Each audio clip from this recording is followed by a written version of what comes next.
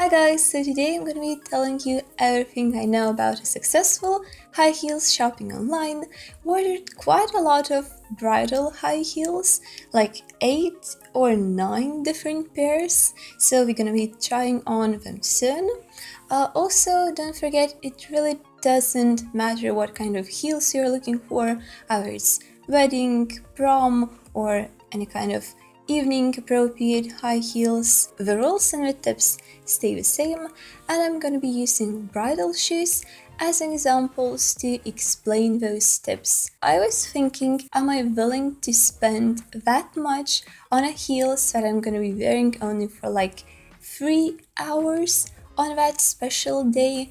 Cause yeah, I'm gonna be wearing heels only during the official part, and then the after party, the dinner, the dancing part, I'm gonna be wearing just a simple nude or any kind of neutral colored flats or ballerinas, as you call it. So yeah, I decided that I really don't want to spend that much on a pair of shoes that I won't be wearing a lot.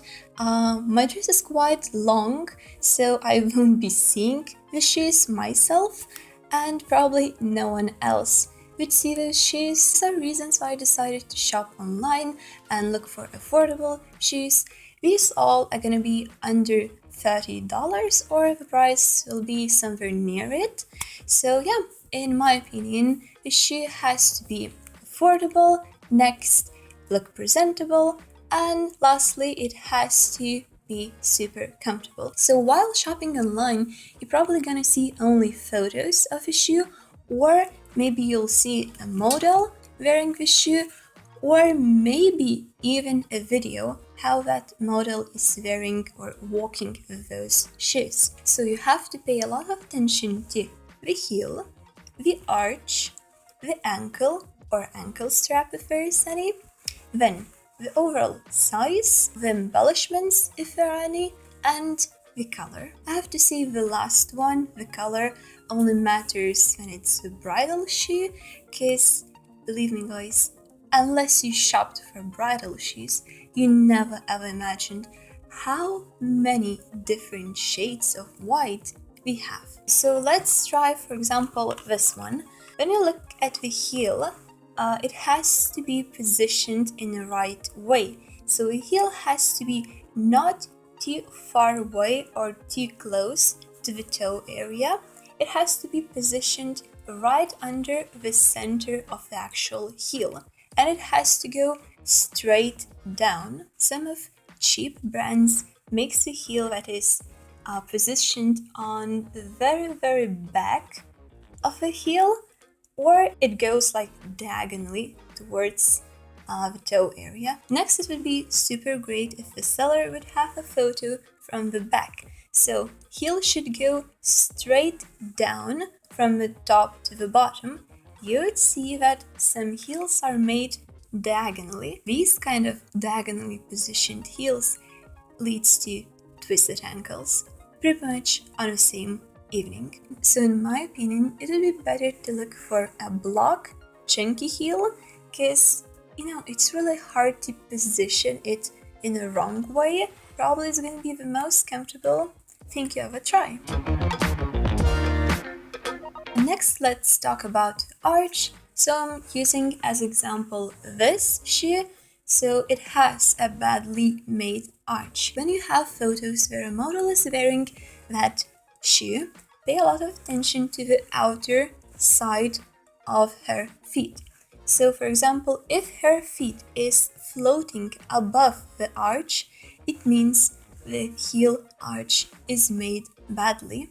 Your feet should be comfortable laying on all the surface of the arch. Please remember, it's absolutely normal to have a space between your feet and the arch if you're looking at the inner side of the heel. So it's wrong if the feet is floating above the arch of the outer side of the heel, but it's okay if it's above the arch on the inner side of the heel. Next guys, we have the ankle. So I'm going to be using this shoe to explain what kind of ankle is bad, and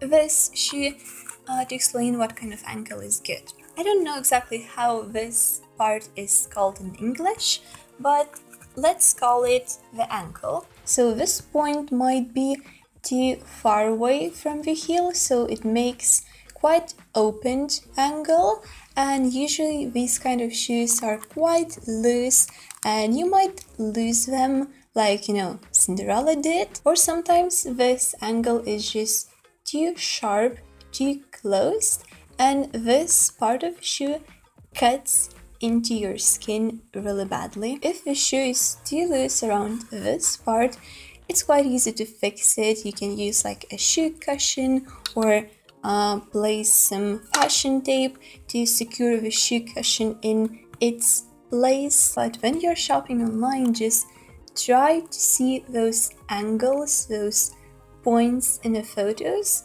So remember that this part of the shoe should never be more close towards the toe area than the center of the heel. Okay, so for example, this shoe has right proportions, so it doesn't cut into my skin while I'm wearing it.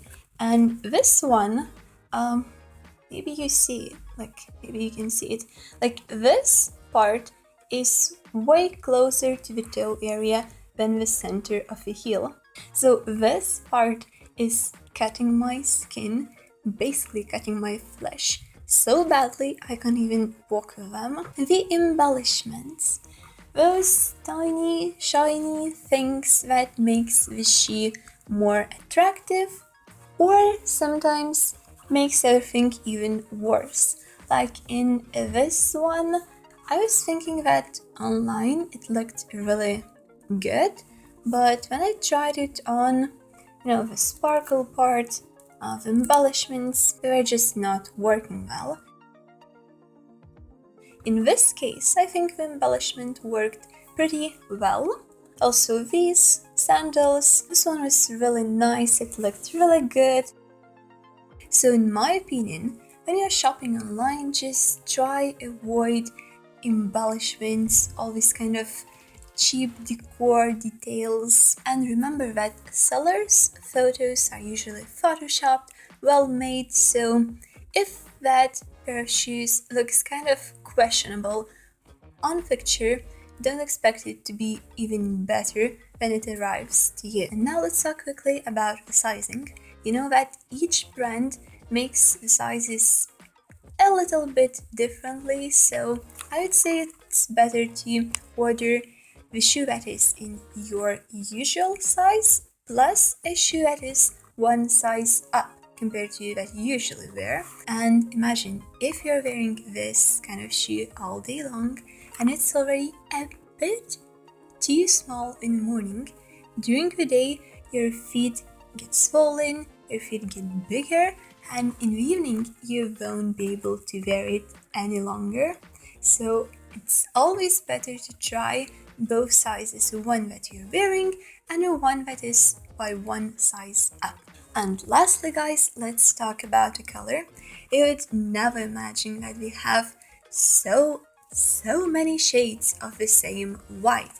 For example, these two, one is in pure white and other has kind of like a warm white golden tint in it. Another option was these, so they both are white, but as you can see, the stilettos are more pure white and the sandals are in more like a grayish white. Unless it doesn't care about the color, it doesn't matter, but if you want your dress and your shoes to match the color perfectly, so yeah, that's the time that you have to pay attention to the color that is written on the description. So if a color online is described as off-white, milk white, warm white, satin, please remember you may get the shoe that color doesn't really match with the color that you see in photos, because in photos all these shoes looked perfectly white, but some of them were marked as off-white or satin, and they are not perfectly white. In my case, my dress is in clean, pure white, and I kind of want my shoes to match the dress. I would say it's more important when your dress is in kind of milk white, off-white color. You really don't want to wear purely white shoes with this kind of dress, because white shoes would make the dress material to appear like it's unwashed, it's dirty. So yeah guys, these were all of my tips to successful shoe shopping online.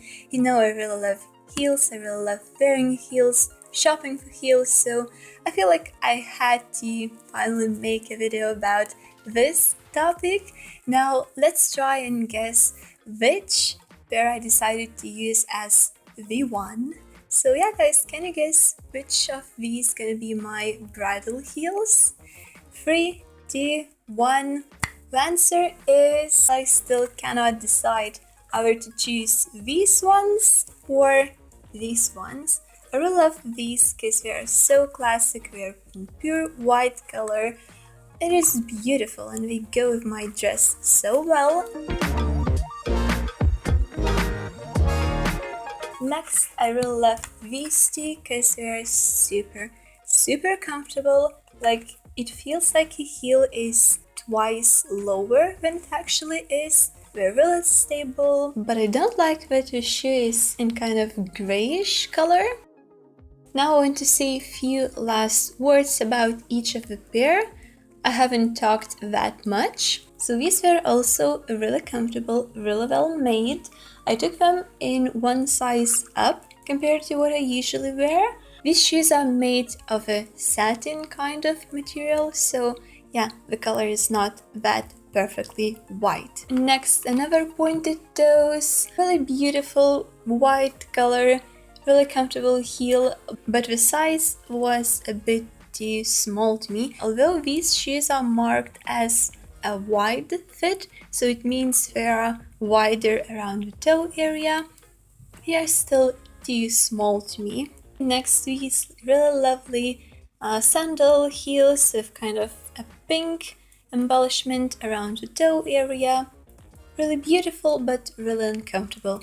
As I said, it's only because of the arch. Next, I have another pair of classic stilettos. These are the only that were so yellowish. The most yellowish white shoes I ever tried, but also really comfortable. So if your dress is in warm white color, definitely try these. Next, I have these shoes. I said I was 50-50 while I was ordering them, and yeah, I really didn't like the style of it, because yeah, I wasn't sure about the detailing, the sparkling heel. So yeah, I just don't like its style, but it's my own preference, so maybe you would like it.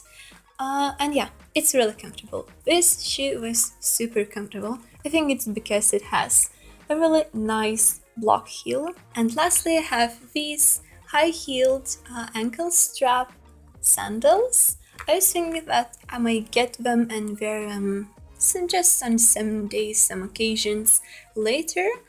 But sadly, yeah, they were really uncomfortable. They were cutting into my skin so badly, I couldn't walk with them. Okay guys, so I feel now I have told you everything, completely everything I know, completely everything about my experience with all these shoes. So yeah, I hope you liked this video, hope you found it informative, maybe it would help you with your future online shopping. That's all for today. Hope you enjoyed this kind of video. I hope you found this interesting, useful. Maybe you found some good tips here. Thumbs up if you liked this video, and we'll see you in my next week's video. Bye guys!